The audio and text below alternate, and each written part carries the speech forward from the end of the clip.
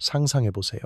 15,000명의 남자들이 한 줄로 서서 고향으로 걸어가고 있습니다. 하지만 이들 중 14,850명은 완전히 눈이 멀었고 나머지 150명은 한쪽 눈만 남아있어요. 피로 범벅이 된 얼굴들, 끝없이 이어지는 신음소리. 이 끔찍한 행렬이 불가리아 수도에 도착했을 때 그것을 본 왕이 충격으로 그 자리에서 심장마비로 죽어버렸습니다. 이것은 소설이 아니에요. 1014년 실제로 일어난 일이죠. 그리고 이런 일을 명령한 사람은 오늘날 그리스에서 영웅으로 추앙받는 바실 2세였어요. 하지만 이게 끝이 아닙니다. 어머니가 친아들의 눈을 직접 멀게 한 황후, 코가 잘려도 황금 의코를 착용하고 복수에 성공한 황제, 거세당했지만 오히려 제국을 좌지우지한 환관들. 왜 비잔틴적이라는 말이 지금도 교활하고 복잡한이라는 뜻으로 사용될까요? 1000년이 넘도록 지속된 이 제국의 권력 유지 비결은 무엇이었을까요? 그리고 이 모든 잔혹함 뒤에 숨겨진 냉혹한 정치적 계산은 무엇이었을까요? 서기 395년 거대한 로마 제국이 둘로 나뉘었습니다. 이건 단순히 행정적 편의를 위한 분할이 아니었어요. 유럽, 북아프리카, 중동에 걸쳐 펼쳐진 이 거대한 영토를 하나의 황제가 통치하기에는 너무 벅찼거든요. 당시에는 지금처럼 인터넷도 없고 전화도 없고 심지어 제대로 된 도로망도 부족했으니까요. 로마에서 콘스탄티노플까지 메시지를 전달하는 데만 몇 주가 걸렸어요. 그런데 더 큰 문제는 외부의 위협이었습니다. 서쪽에서는 게르만족들이 끊임없이 침입해오고 동쪽에서는 페르시아가 호시탐탐 기회를 노리고 있었죠. 북쪽에서는 훈족이라는 정체불명의 기마민족들이 유럽을 휩쓸고 다니고 있었고요. 한 명의 황제가 이 모든 전선을 동시에 관리하는 건 불가능했습니다. 그리고 또 하나, 로마 제국 내부의 권력 투쟁도 심각했어요. 3세기 위기라고 불리는 시기에는 50년 동안 26명의 황제가 즉위했는데 그중 대부분이 암살이나 반란으로 죽었거든요. 이런 혼란을 막기 위해서라도 제국을 둘로 나누는 게 필요했던 거죠. 그래서 탄생한 게 서로마 제국과 동로마 제국입니다. 서로마 제국은 로마를 중심으로 하는 서쪽 절반을, 동로마 제국은 콘스탄티노플을 중심으로 하는 동쪽 절반을 차지했어요. 그런데 이 둘의 운명은 완전히 달랐습니다. 서로마 제국은 게르만족의 침입과 내부 분열로 476년에 멸망했지만 동로마 제국, 바로 우리가 비잔틴 제국이라고 부르는 이 나라는 무려 1453년까지 거의 1000년을 더 버텼거든요.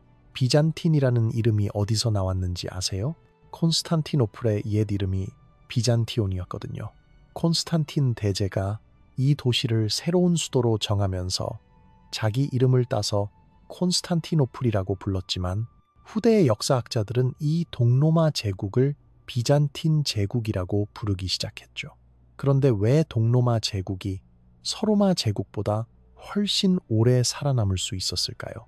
여러 이유가 있지만 가장 중요한 건 경제력이었어요. 콘스탄티노플은 유럽과 아시아 그리고 흑해와 지중해를 잇는 교통의 요충지였거든요. 실크로드의 종착지이기도 했고요. 여기서 걷어들이는 통행료만으로도 제국의 재정을 충당할 수 있었어요. 하지만 오늘 우리가 이야기할 건 비잔틴 제국의 경제력이나 문화적 업적이 아닙니다. 정치적으로 분할되었지만 동서로마 제국에 공통으로 남아있던 것이 하나 있었거든요. 바로 잔혹한 형벌과 고문을 통치 수단으로 사용하는 전통이었습니다. 그리고 비잔틴 제국은 이 전통을, 아니, 어떻게 표현해야 할까요? 발전시켰다고 해야 할까요? 아니면 완성시켰다고 해야 할까요? 여러분, 역사의 어두운 면을 들여다보는 건 결코 쉬운 일이 아니에요. 하지만 이런 이야기들을 통해서 우리는 인간 본성의 복잡함과 권력의 무서움을 이해할 수 있거든요. 그리고 무엇보다 우리가 지금 살고 있는 이 시대가 얼마나 소중한지도 깨달을 수 있고요. 그러니까 각오하시고 들어보세요. 앞으로 들려드릴 이야기는 여러분의 상상을 초월할 거예요. 비잔틴 제국에서 형벌과 고문은 단순한 법적 처벌이 아니었습니다. 이건 정치적 무기였어요. 권력을 유지하고 경쟁자들을 제거하는 수단이었죠. 현대의 관점에서 보면 정말 이해할 수 없는 잔혹함이지만 당시에는 이런 것들이 일상이었어요. 먼저 이런 형벌들이 왜 필요했는지부터 이해해봐야겠죠. 비잔틴 제국의 황제는 단순한 정치적 지도자가 아니었어요. 그는 신의 대리인이었고 지상의 그리스도였습니다. 이런 신성한 지위를 유지하려면 백성들이 황제를 두려워해야 했어요. 그리고 그 두려움을 심어주는 가장 효과적인 방법이 바로 공개적이고 잔혹한 형벌이었던 거죠.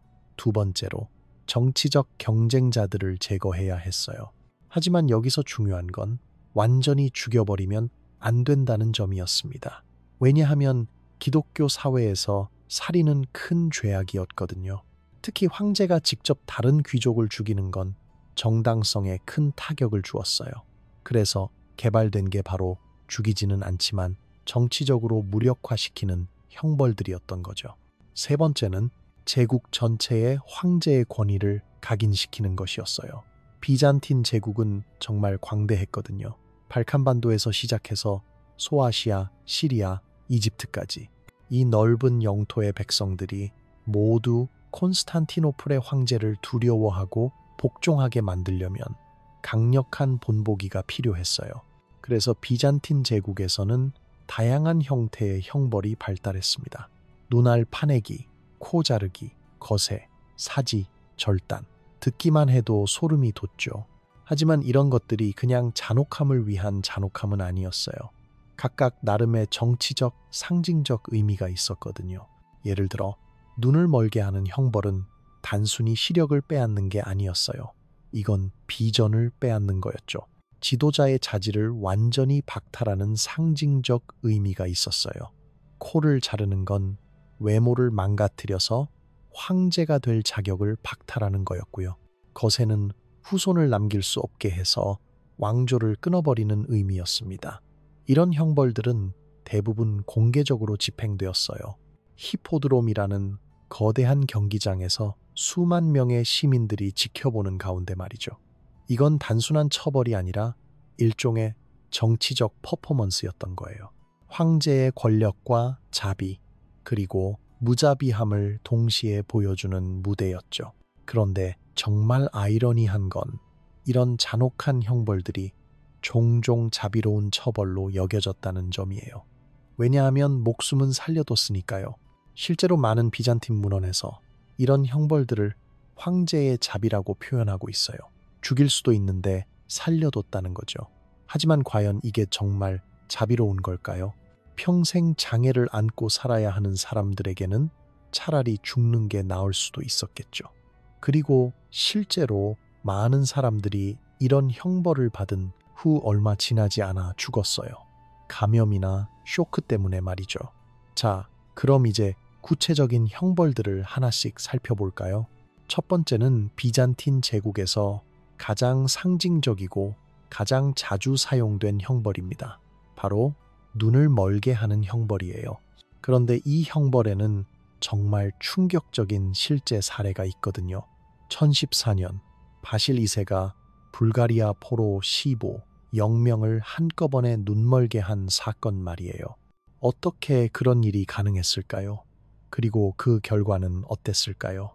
1437년 어느 봄날 콘스탄티노플의 대궁전 앞 광장에는 수천 명의 사람들이 몰려들었습니다.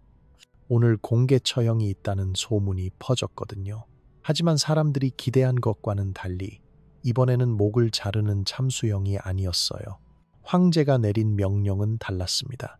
그자의 눈과 손을 망가뜨려라. 하지만 목숨은 살려둬라. 영혼은 파괴할 수 없으니까. 이건 단순한 형벌이 아니었어요. 이건 비잔틴 제국 특유의 철학이 담긴 처벌이었습니다.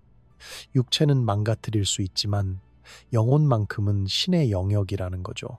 그래서 완전히 죽이는 대신 불구로 만들어서 평생 고통 속에 살게 하는 거였어요. 눈을 멀게 하는 형벌이 비잔틴 제국에서 특별히 선호된 이유는 무엇일까요?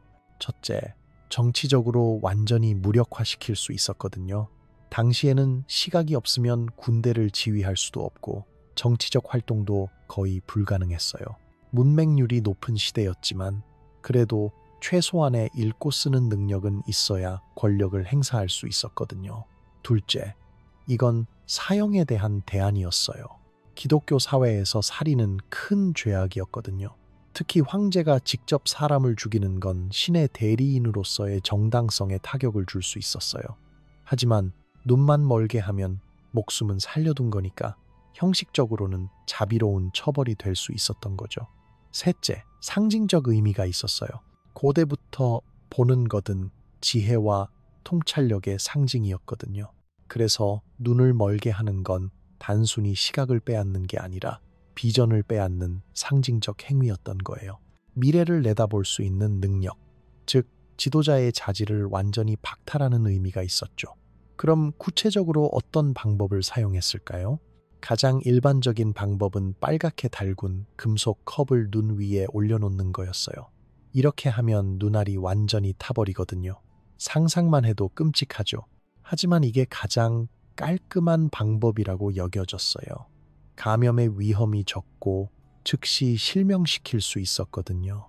다른 방법으로는 날카로운 칼이나 막대기로 직접 눈을 찌르는 것도 있었어요. 하지만 이 방법은 위험했어요. 너무 깊이 찌르면 뇌까지 손상될 수 있었거든요.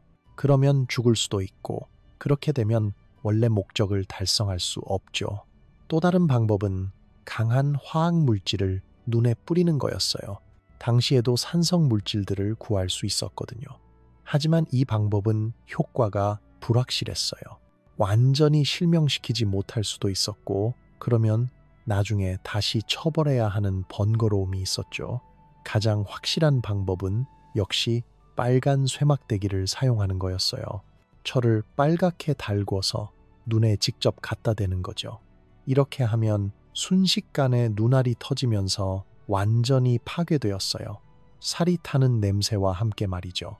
1437년 그날도 바로 이 방법이 사용되었습니다. 죄수는 단단히 묶인 채로 바닥에 눕혀졌어요. 몇 명의 병사들이 그의 몸을 누르고 있었고 한 명은 머리를, 다른 한 명은 눈꺼풀을 벌리고 있었죠. 그리고 집행관이 빨갛게 달군 철 막대기를 들고 다가왔어요. 아니다, 아니다. 죄수가 절규했지만 소용없었어요. 첫 번째 눈에 빨간 철이 닿자 지글지글 소리와 함께 하얀 연기가 올라왔어요. 그리고 두 번째 눈, 이제 그는 영원히 어둠 속에서 살아야 했습니다. 하지만 이게 끝이 아니었어요. 이어서 그의 손목에도 같은 빨간 철이 갖다 댔어요. 손목에 힘줄을 태워서 손을 쓸 수 없게 만드는 거였죠. 이제 그는 보지도 못하고 제대로 물건을 잡지도 못하는 몸이 되었어요. 구경꾼들은 숨을 죽이고 이 광경을 지켜봤어요. 어떤 이들은 잔혹함에 고개를 돌렸지만 대부분은 끝까지 지켜봤죠. 이게 바로 황제의 권력이고 황제를 거역하면 당하는 일이라는 걸 각인시키려는 거였거든요. 그런데 여기서 정말 아이러니한 점이 있어요. 이런 형벌을 당한 사람들이 때로는 동정을 받았다는 거예요. 특히 정치적인 이유로 형벌을 받은 경우에는 순교자처럼 여겨지기도 했거든요. 백성들은 생각했어요. 저 사람은 죽지 않고 살아있으니 언젠가는 복수할 기회가 올 수도 있겠구나. 실제로 그런 일들이 종종 일어났어요. 눈이 멀었지만 정치적으로 재기한 사람들이 있었거든요. 물론 직접적인 권력은 행사할 수 없었지만 다른 사람들을 통해 영향력을 발휘하는 경우가 있었어요. 그래서 나중에는 눈만 멀게 하는 게 아니라 아예 죽여버리는 경우가 많아졌죠.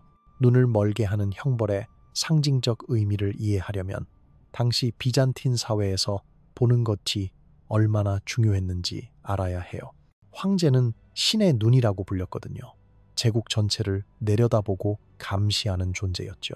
그래서 눈을 잃는다는 건 단순히 시각을 잃는 게 아니라 이 신성한 능력을 박탈당하는 거였어요. 또한 당시에는 외모가 정치적 정당성과 직결되었어요. 황제는 완전한 몸을 가져야 한다고 믿어졌거든요. 신체적 결함이 있으면 황제가 될 수 없었어요. 그래서 눈을 멀게 하는 건 영구적으로 황제의 자격을 박탈하는 의미가 있었던 거죠.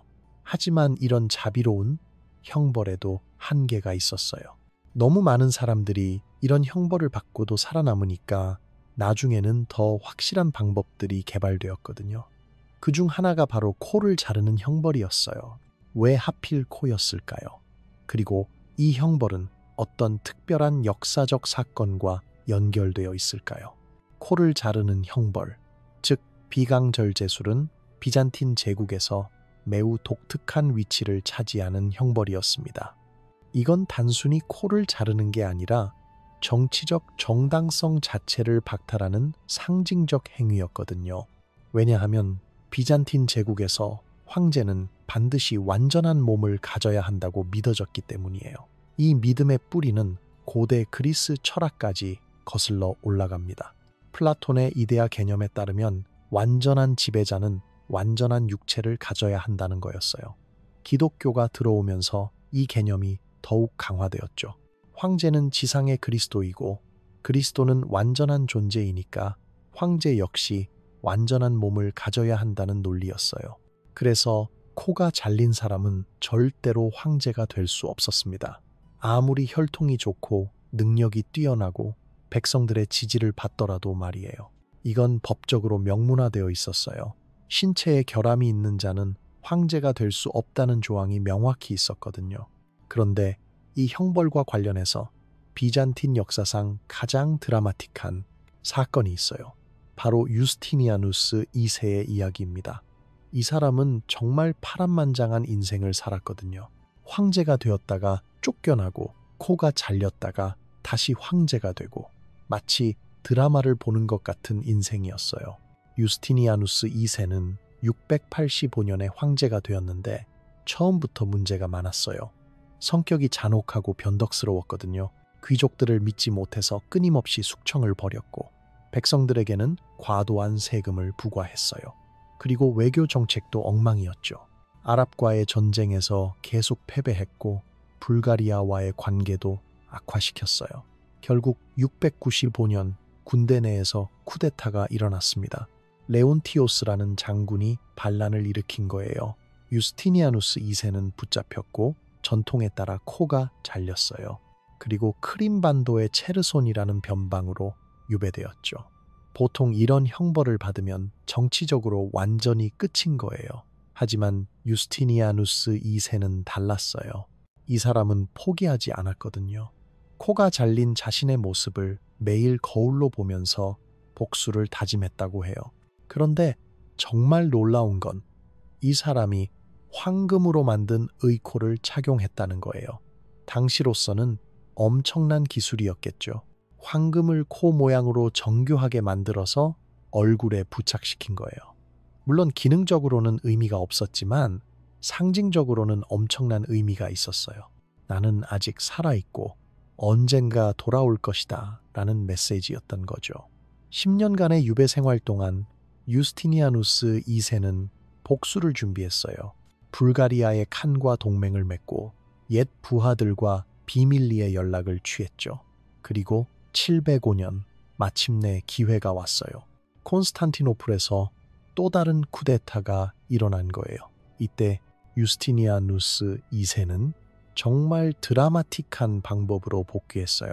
불가리아 기병대와 함께 콘스탄티노플 성벽 아래까지 왔는데 성문이 굳게 닫혀 있었거든요. 그런데 그가 황금 의코를 벗고 자신의 정체를 드러내자 성 안의 지지자들이 성문을 열어줬다고 해요. 그렇게 유스티니아누스 2세는 10년 만에 황제로 복귀했습니다. 그런데 복수는 정말 끔찍했어요. 자신을 축출했던 레온티오스와 후임 황제 티베리우스 3세를 잡아서 똑같이 코를 잘라버렸거든요. 하지만 여기서 끝이 아니었어요. 이 두 사람을 히포드롬에서 공개적으로 처형했어요. 그런데 여기서 흥미로운 점이 있어요. 유스티니아누스 2세의 복귀 이후 황금 의코가 비잔틴 귀족들 사이에서 일종의 유행이 되었다는 거예요.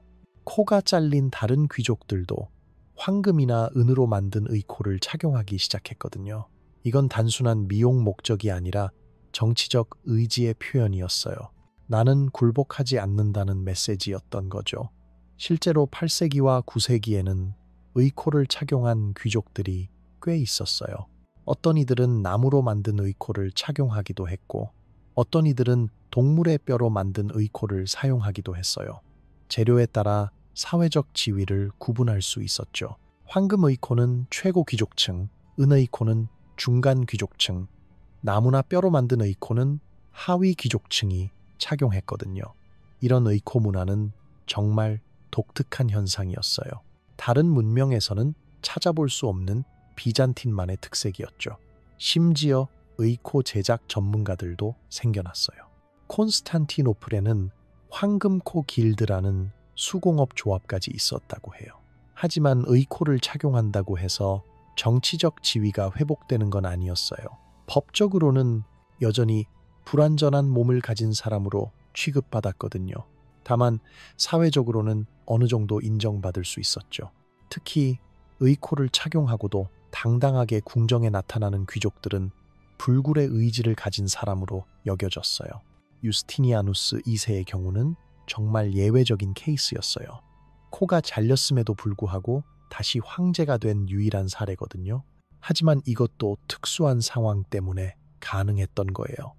당시 비잔틴 제국이 워낙 혼란스러웠고 다른 적절한 후계자가 없었기 때문이었죠. 그런데 유스티니아누스 2세의 복귀 이후 코 자르기 형벌은 오히려 더 자주 사용되기 시작했어요. 왜냐하면 그의 복귀가 코가 잘려도 다시 일어날 수 있다는 가능성을 보여줬기 때문이에요. 그래서 황제들은 더 확실한 방법을 찾게 되었죠. 코 자르기, 형벌의 집행 방법도 다양했어요. 가장 일반적인 방법은 날카로운 칼로 한 번에 자르는 거였어요. 빠르고 확실했거든요.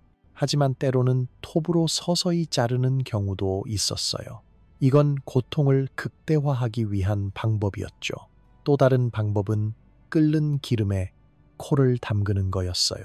이렇게 하면 코가 완전히 녹아버렸거든요. 하지만 이 방법은 위험했어요. 너무 깊게 손상되면 뇌까지 영향을 줄 수 있었고, 그러면 죽을 수도 있었거든요. 가장 잔혹한 방법은 쥐를 이용하는 거였어요. 죄수의 코에 꿀을 발라놓고 굶주린 쥐들을 놓아두는 거죠. 쥐들이 꿀을 먹으려고 코를 갉아먹게 하는 거였어요. 상상만 해도 끔찍하죠. 하지만 이 방법은 효과가 불확실해서 자주 사용되지는 않았어요. 코 자르기 형벌이 가진 또 다른 의미는 사회적 낙인이었어요. 코가 없는 사람은 멀리서도 한눈에 알아볼 수 있었거든요.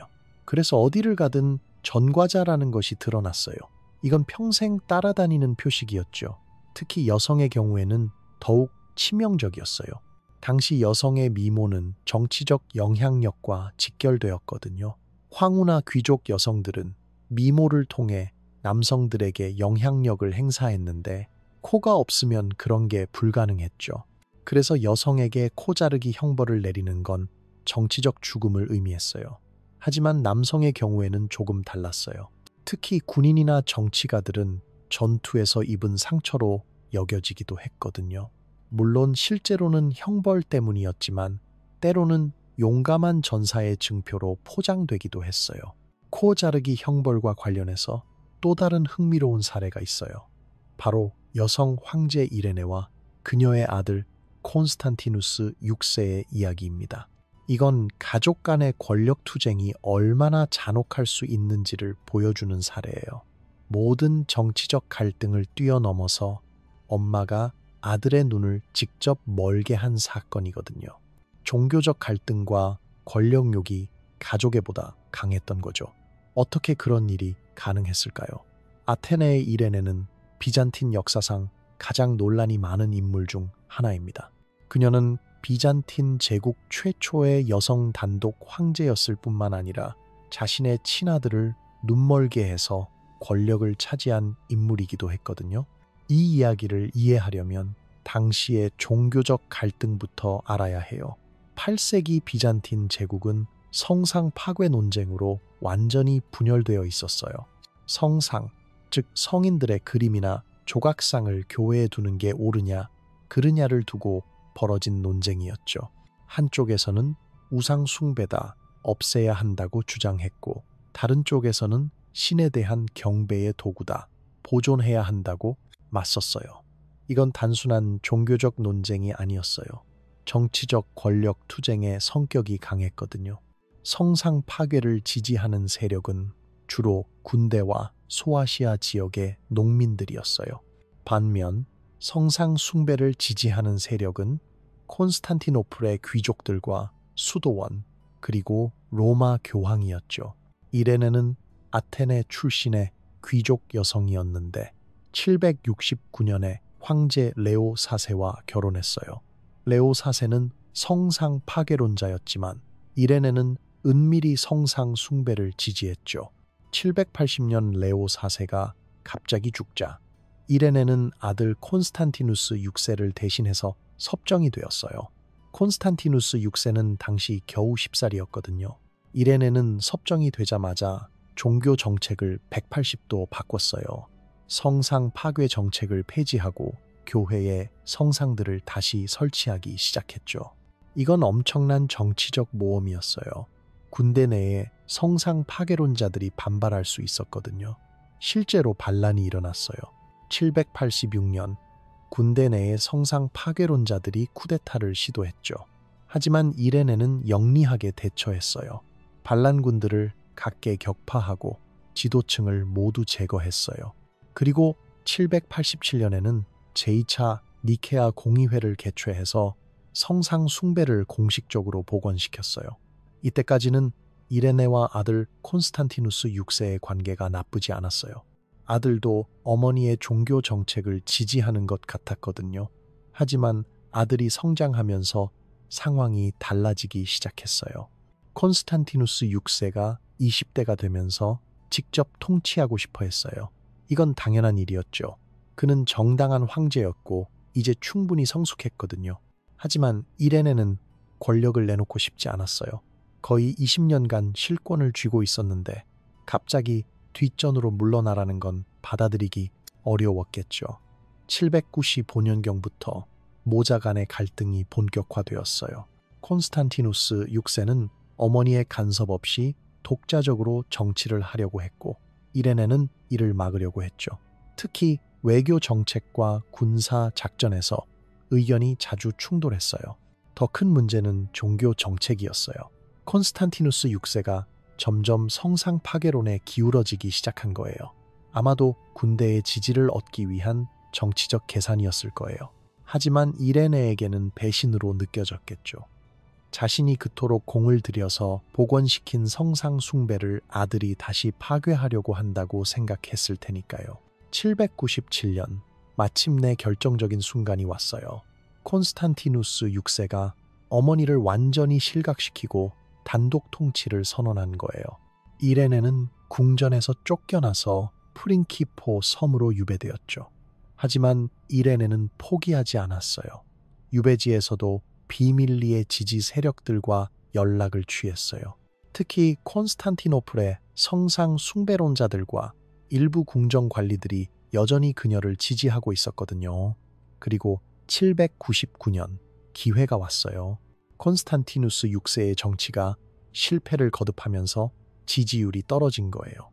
특히 불가리아와의 전쟁에서 패배하면서 군대 내에서도 불만이 높아졌죠. 이때 이레네의 지지자들이 쿠데타를 일으켰어요. 콘스탄티누스 6세는 붙잡혔고 어머니 이레네 앞에 끌려왔어요. 이때 이레네가 내린 명령이 바로 아들의 눈을 멀게 하라는 것이었어요. 친아들을 눈멀게 하라고 명령한 거죠.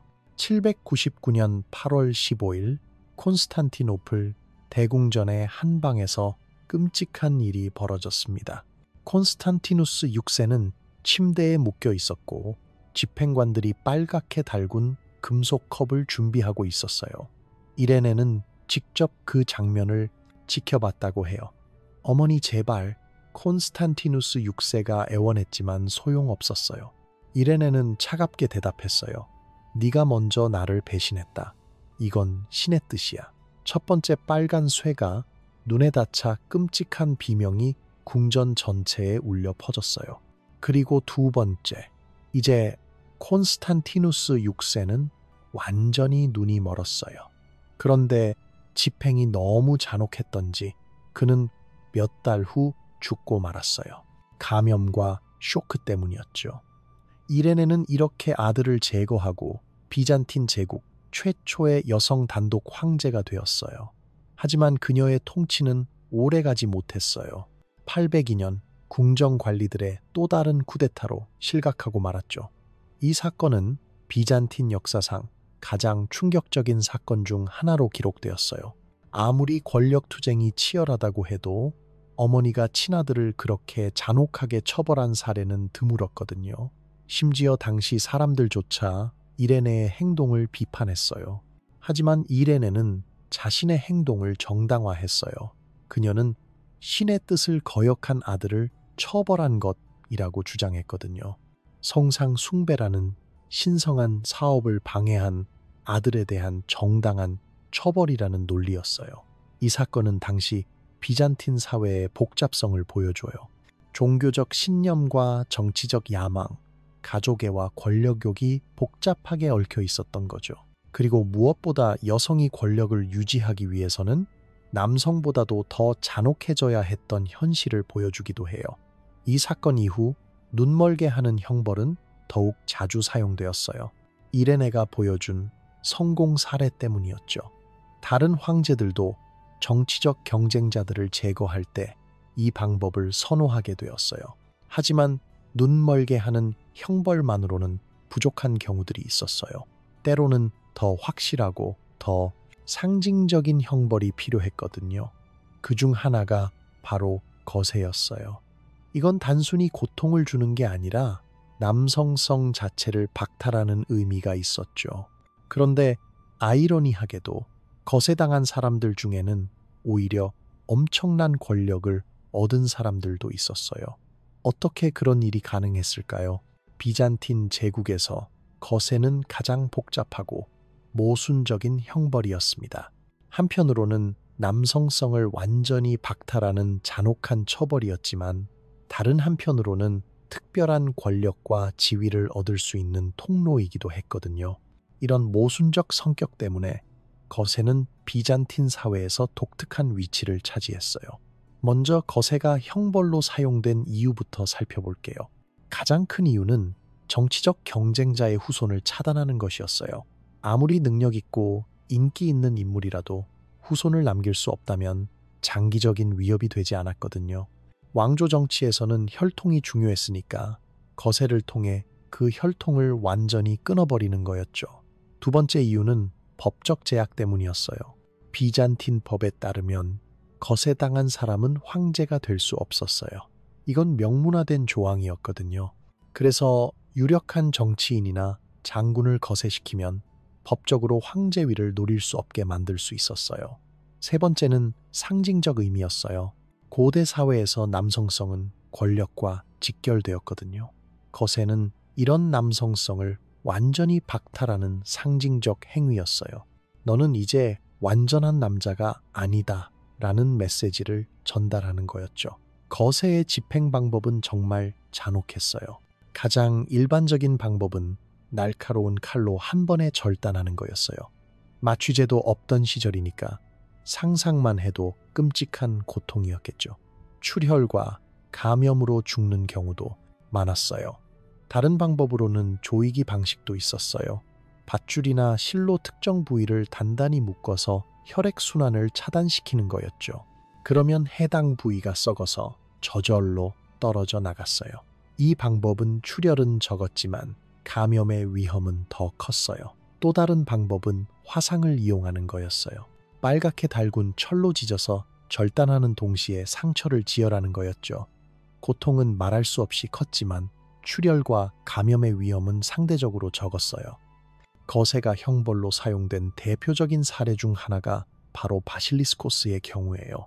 그는 황제 레오 1세의 처남이었는데 476년에 반란을 일으켰다가 실패했어요. 원래라면 사형을 당할 상황이었지만 가족이라는 이유로 거세형으로 감형되었죠. 하지만 바실리스코스는 거세 당한 후에도 포기하지 않았어요. 그는 자신의 아내와 다른 가족들을 통해 계속해서 정치적 영향력을 행사했거든요. 그리고 결국 474년에 쿠데타를 일으켜서 잠시나마 황제가 되기도 했어요. 물론 오래가지는 못했지만 거세당한 사람도 권력을 잡을 수 있다는 걸 보여준 사례였죠. 그런데 정말 아이러니한 건 거세당한 사람들이 오히려 더 큰 권력을 얻는 경우가 많았다는 점이에요. 이들을 우리는 환관 또는 유누크라고 부르죠.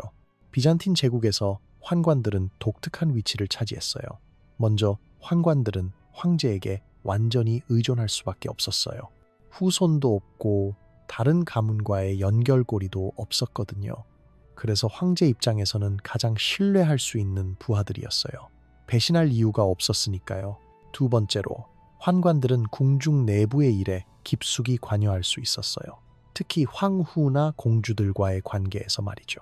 일반 남성들은 황실 여성들과 접촉하는 게 제한되어 있었지만 환관들은 안전한 존재로 여겨졌거든요. 세 번째로, 환관들은 학문과 행정에 집중할 수 있었어요. 가족을 돌볼 필요도 없고 후손을 위한 재산 축적에 신경 쓸 필요도 없었거든요. 그래서 많은 환관들이 뛰어난 학자나 행정가가 되었어요. 이런 이유들로 인해 비잔틴 제국에서는 환관들이 엄청난 권력을 행사했어요.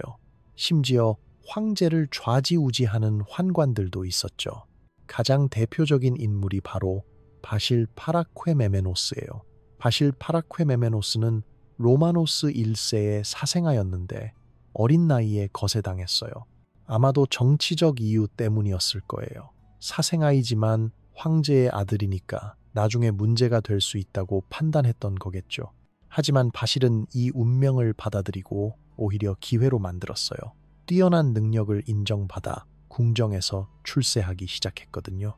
그리고 결국에는 파라퀘 에메노스, 즉 황제의 침실을 관리하는 최고 관직에 올랐어요. 파라퀘 에메노스는 단순히 황제의 침실을 관리하는 직책이 아니었어요. 황제와 가장 가까이에서 지내면서 모든 정사를 관리하는 사실상의 최고 권력자였거든요. 바실은 이 자리에서 거의 30년간 비잔틴 제국의 실권을 쥐고 있었어요. 특히 바실 2세가 어린 나이에 황제가 되었을 때 바실 파라퀘 메메노스가 섭정 역할을 했어요. 그는 젊은 황제를 교육시키고 제국의 정책을 결정했죠. 사실상 황제보다 더 큰 권력을 가지고 있었던 거예요. 바실 파라퀘 메메노스의 권력이 얼마나 컸는지 보여주는 일화가 있어요. 어느 날 외국 사절단이 콘스탄티노플에 왔는데 황제보다 먼저 바실에게 인사를 했다는 거예요.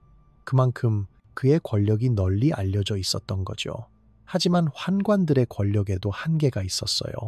아무리 권력이 커도 황제가 될 수는 없었거든요. 법적으로 금지되어 있었고 사회적으로도 받아들여지지 않았어요.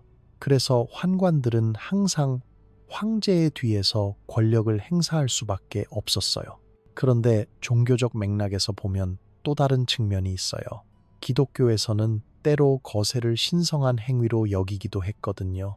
마태복음에는 천국을 위해 스스로 고자가 된 자들이 있다는 구절이 있어요. 이를 근거로 일부 수도사들은 자발적으로 거세를 선택하기도 했어요. 이런 수도사들은 천국을 위한 거세라고 해서 일반적인 형벌로서의 거세와는 다르게 여겨졌어요. 오히려 신성한 희생으로 존경받았죠.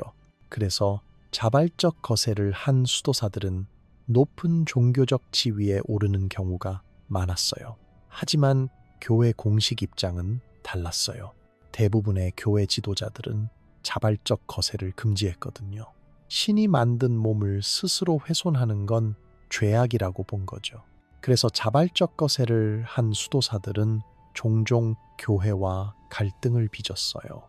환관 제도는 비잔틴 제국뿐만 아니라 다른 문명에서도 볼 수 있었어요. 특히 중국과 이슬람 세계에서도 환관들이 중요한 역할을 했죠. 하지만 비잔틴의 환관 제도는 독특한 특징이 있었어요. 첫째, 비잔틴에서는 환관이 될 수 있는 나이가 다양했어요. 중국에서는 주로 어린 나이에 거세했지만 비잔틴에서는 성인이 된 후에도 거세하는 경우가 많았거든요. 정치적 처벌의 성격이 강했기 때문이에요. 둘째, 비잔틴 환관들은 상당한 자율성을 가지고 있었어요. 중국의 환관들은 황제에게 완전히 종속되어 있었지만 비잔틴 환관들은 독자적인 정치적 세력을 형성하기도 했거든요. 셋째, 종교적 의미가 강했어요. 이슬람 세계의 환관들은 주로 세속적 권력과 관련이 있었지만 비잔틴 환관들은 종교적 권위도 함께 가지고 있었어요. 많은 환관들이 고위 성직자가 되었고 신학적 논쟁에도 적극적으로 참여했거든요. 환관들의 권력이 절정에 달한 시기는 10세기에서 11세기였어요. 이 시기에는 환관들이 사실상 제국을 통치했다고 해도 과언이 아니었죠.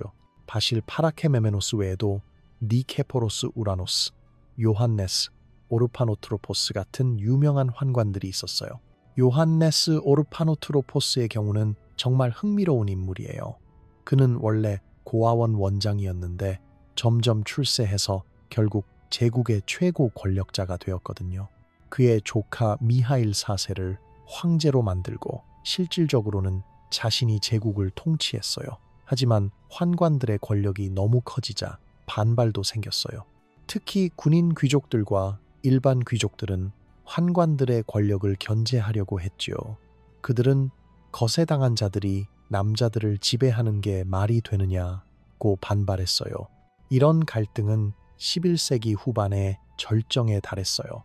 알렉시오스 1세가 황제가 되면서 환관들의 권력을 대폭 축소시켰거든요. 그리고 12세기부터는 환관제도 자체가 쇠퇴하기 시작했어요. 환관제도의 쇠퇴에는 여러 이유가 있었어요. 첫째, 십자군 전쟁으로 인해 서유럽과의 접촉이 늘어나면서 환관제도에 대한 비판이 커졌어요. 서유럽 사람들은 환관제도를 야만적이라고 봤거든요. 둘째, 비잔틴 제국 자체가 쇠퇴하면서 궁정문화도 간소화되었어요. 복잡한 환관제도를 유지할 여유가 없어진 거죠. 셋째, 법적 개혁으로 인해 환관들의 특권이 많이 축소되었어요. 하지만 거세라는 형벌 자체는 비잔틴 제국이 멸망할 때까지 계속 사용되었어요. 다만 예전처럼 권력을 얻을 수 있는 기회는 줄어들었죠. 15세기에는 거의 단순한 처벌의 의미만 남게 되었어요. 거세 형벌과 환관 제도는 비잔틴 역사의 모순적 측면을 잘 보여줘요. 잔혹한 형벌이면서 동시에 권력으로 가는 길이었고 남성성을 박탈하면서 동시에 특별한 지위를 부여했거든요. 이런 복잡성이 바로 비잔틴 문명의 특징이었어요. 그런데 비잔틴 제국의 잔혹한 형벌들을 이야기할 때 빼놓을 수 없는 인물이 있어요. 바로 바실 2세, 일명 불가리아인의 도살자라고 불린 황제입니다. 이 사람은 앞서 언급했던 모든 형벌들을 능가하는 대규모 잔혹 행위를 저질렀거든요. 1014년 클레이디온 전투 이후 0명의 불가리아 포로들을 한꺼번에 눈멀게 한 사건 말이에요. 어떻게 그런 일이 가능했을까요? 그리고 그 결과는 어땠을까요? 바실 2세는 976년부터 1025년까지 무려 49년간 통치한 비잔틴 제국의 황제였어요. 그는 비잔틴 역사상 가장 오랫동안 통치한 황제 중 하나이자 가장 성공한 황제로 평가받고 있어요. 하지만 동시에 가장 잔혹한 황제이기도 했죠. 바실 2세가 황제가 되었을 때 비잔틴 제국은 위기에 처해 있었어요.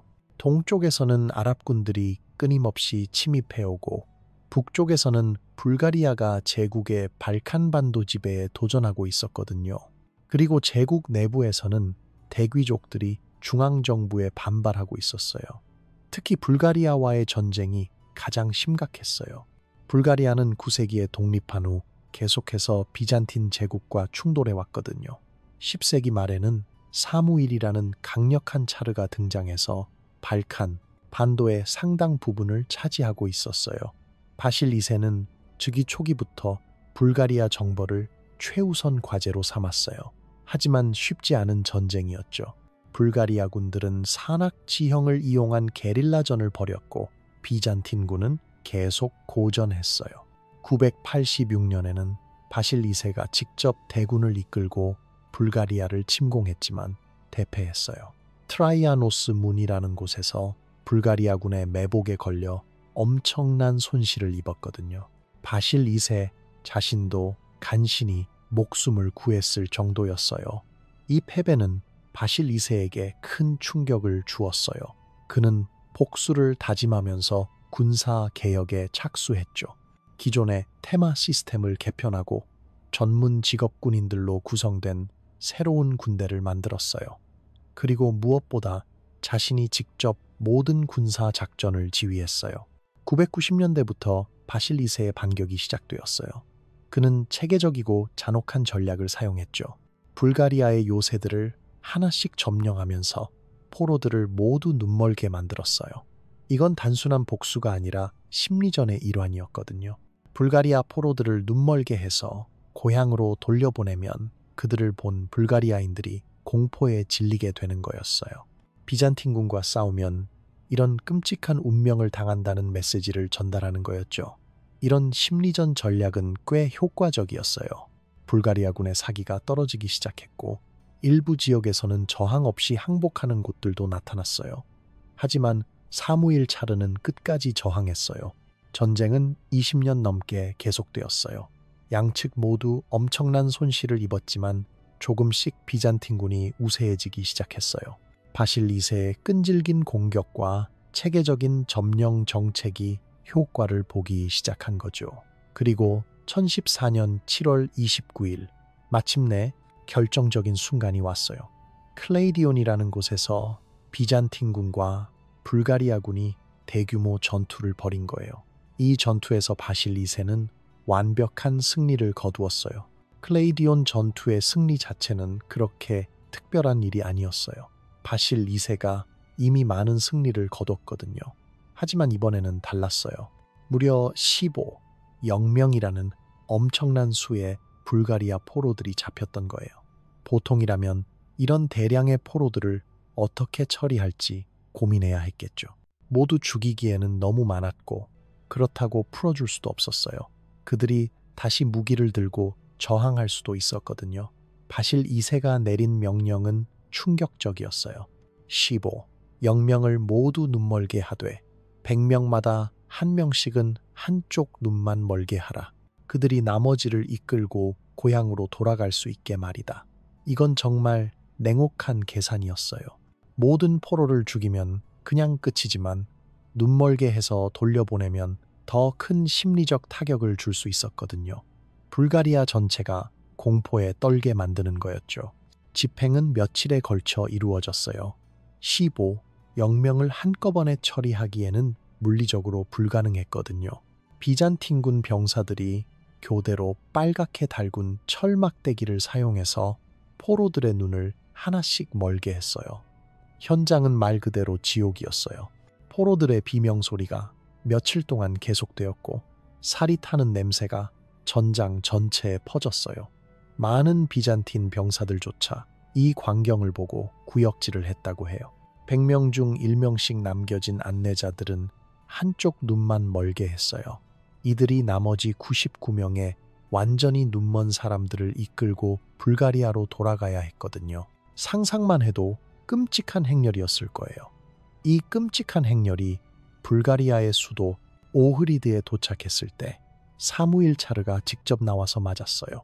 자신의 군사들이 이런 모습이 된 것을 본 사무일은 큰 충격을 받았어요. 그리고 그 충격으로 인해 며칠 후 심장마비로 죽고 말았어요. 사무일의 죽음으로 불가리아 저항의 중심이 무너졌어요. 그의 후계자들은 더 이상 비잔틴에 맞서 싸울 의지를 잃었거든요. 1018년 마침내 불가리아는 완전히 비잔틴 제국에 항복했어요. 바실 2세는 이렇게 30년 넘게 계속된 불가리아 전쟁을 끝낸 거예요. 그리고 이 승리로 인해 불가리아인의 도살자 불가록토노스라는 별명을 얻었죠. 그리스에서는 영웅적 칭호였지만 불가리아에서는 저주받을 이름이었어요. 클레이디온의 대학살은 중세 유럽 역사상 가장 체계적이고 대규모적인 잔혹 행위 중 하나였어요. 15. 영명을 한꺼번에 눈멀게 한 사례는 다른 곳에서 찾아보기 어려워요. 심지어 몽골군의 침입 때도 이런 규모의 조직적 잔혹 행위는 드물었거든요. 하지만 바실 2세는 이 행위를 후회하지 않았어요. 오히려 자랑스럽게 여겼죠. 그는 이후에도 다른 적들과의 전쟁에서 비슷한 전술을 사용했어요. 포로들을 눈멀게 해서 돌려보내는 게 그의 트레이드 마크가 되었거든요. 이런 잔혹함 때문에 바실 2세에 대한 평가는 복잡해요. 한편으로는 비잔틴 제국을 다시 강대국으로 만든 위대한 황제로 평가받지만 다른 한편으로는 냉혹한 독재자로 비판받기도 해요. 그리스 역사에서 바실 2세는 영웅이에요. 그는 그리스 민족의 영토를 확장했고 외적의 침입으로부터 조국을 지켜낸 수호자로 여겨져요. 현재도 그리스에서는 바실 2세를 기리는 기념비들을 쉽게 찾을 수 있어요.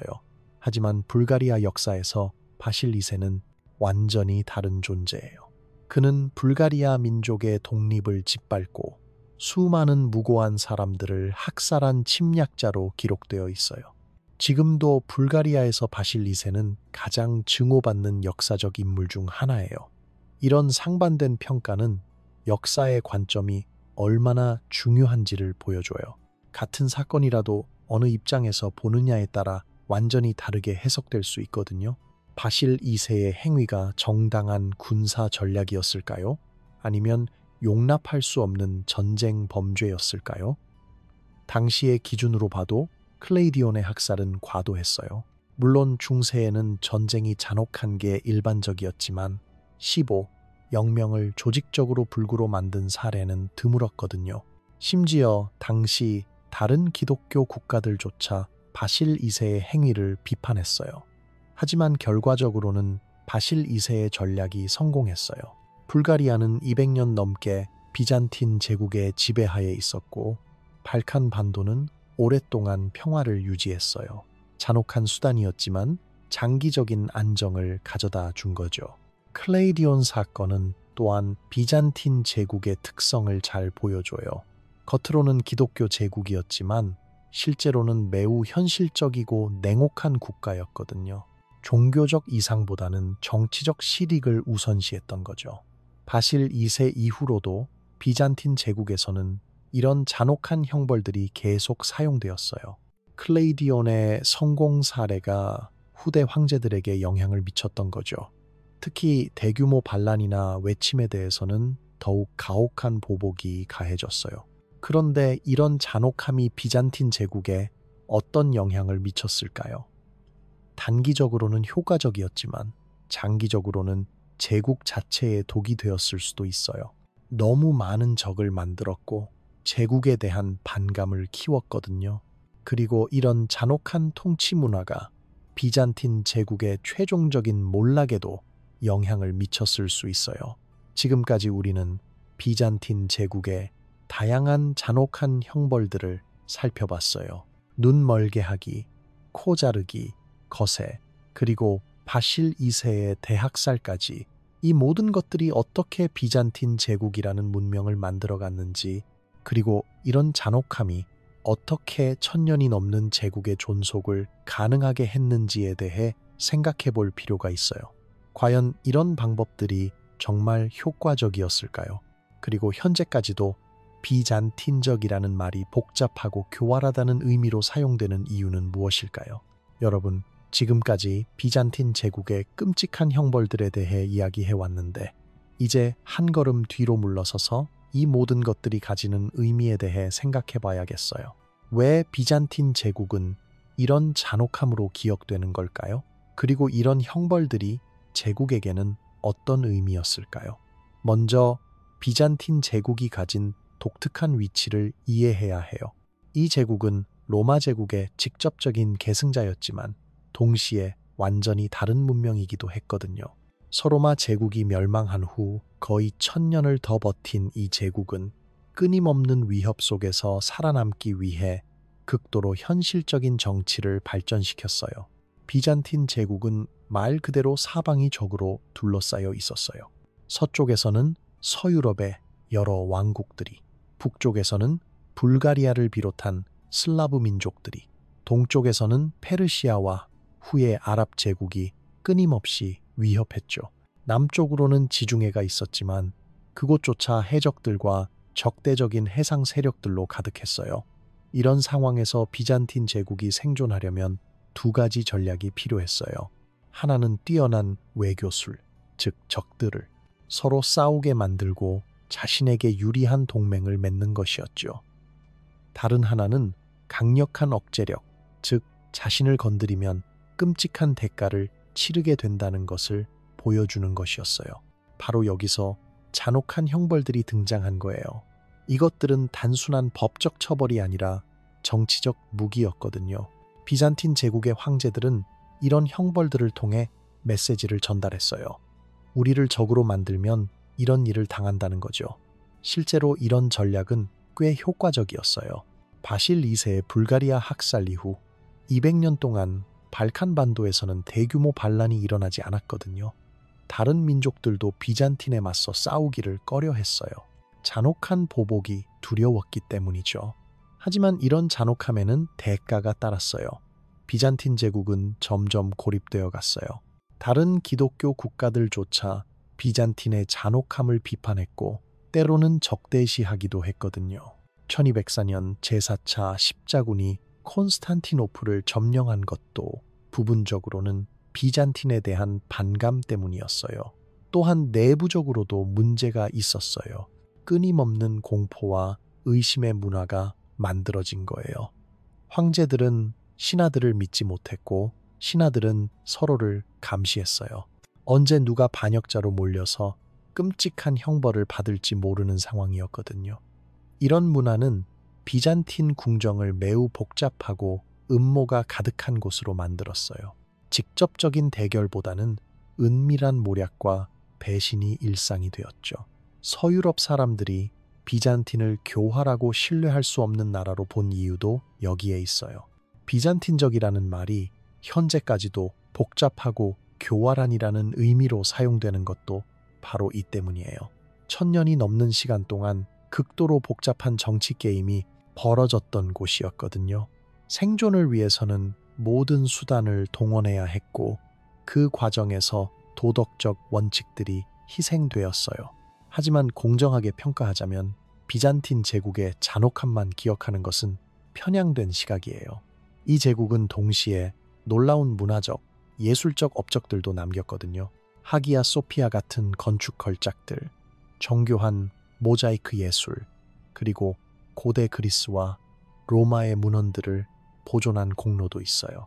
또한 비잔틴 제국은 로마법을 체계화한 유스티니아누스 법전을 만들어서 후대 유럽 법 체계의 기초를 놓았어요. 그리고 정교회라는 독특한 기독교 전통을 발전시켜서 러시아를 비롯한 동유럽 국가들에 큰 영향을 미쳤죠. 비잔틴 제국의 학문적 전통도 무시할 수 없어요. 콘스탄티노플 대학은 중세 유럽에서 가장 중요한 학문의 중심지 중 하나였거든요. 특히 그리스 고전들이 아랍 세계를 거쳐 서유럽으로 재전래되는 과정에서 비잔틴이 중요한 역할을 했어요. 그렇다면 잔혹함과 문화적 업적이 어떻게 한 제국 안에서 공존할 수 있었을까요? 이건 비잔틴 문명의 핵심적 특징이에요. 이들에게는 정치와 문화가 완전히 분리된 영역이었거든요. 정치에서는 극도로 현실적이고 냉혹했지만 문화와 예술에서는 높은 이상을 추구했어요. 이런 이중성은 비잔틴 황제들에게서도 잘 드러나요. 바실 2세는 잔혹한 군사 지도자였지만 동시에 학문과 예술을 후원하는 계몽된 군주이기도 했어요. 유스티니아누스 1세는 무자비한 독재자였지만 하기야 소피아를 건설하고 로마법을 집대성한 문화적 거인이기도 했죠. 이런 복잡성이 바로 비잔틴 문명을 이해하기 어렵게 만드는 요소예요. 서구의 역사학자들은 오랫동안 비잔틴을 단순히 타락한 로마나 야만적인 동방제국으로 치부해왔거든요. 하지만 실제로는 훨씬 복합적이고 정교한 문명이었어요. 비잔틴의 잔혹함도 그 맥락에서 이해해야 해요. 이것은 단순한 야만성이 아니라 극한의 상황에서 생존하기 위한 계산된 전략이었거든요. 물론 그렇다고 해서 정당화될 수 있는 것은 아니지만 적어도 그 배경은 이해할 필요가 있어요. 또한 당시의 다른 문명들도 비슷한 잔혹함을 보여줬다는 점도 고려해야 해요. 몽골 제국의 대학살, 십자군의 예루살렘 학살, 아랍 정복군의 잔혹 행위들, 중세는 전반적으로 폭력적인 시대였거든요. 비잔틴만 특별히 잔혹했던 것은 아니에요. 하지만 비잔틴이 특별한 점이 하나 있어요. 바로 이런 잔혹함을 체계화하고 제도화했다는 거예요. 다른 문명에서는 주로 순간적인 분노나 전쟁의 광기에서 나온 잔혹 행위들이었는데 비잔틴에서는 이것이 정치 시스템의 일부가 되었어요. 각각의 형벌에는 명확한 목적과 상징적 의미가 있었고 언제 어떤 형벌을 사용할지에 대한 세밀한 계산이 있었거든요. 이런 체계적 잔혹함은 비잔틴 제국이 오랫동안 생존할 수 있게 한 요인 중 하나였어요. 하지만 동시에 제국의 내적 활력을 서서히 갉아먹었죠.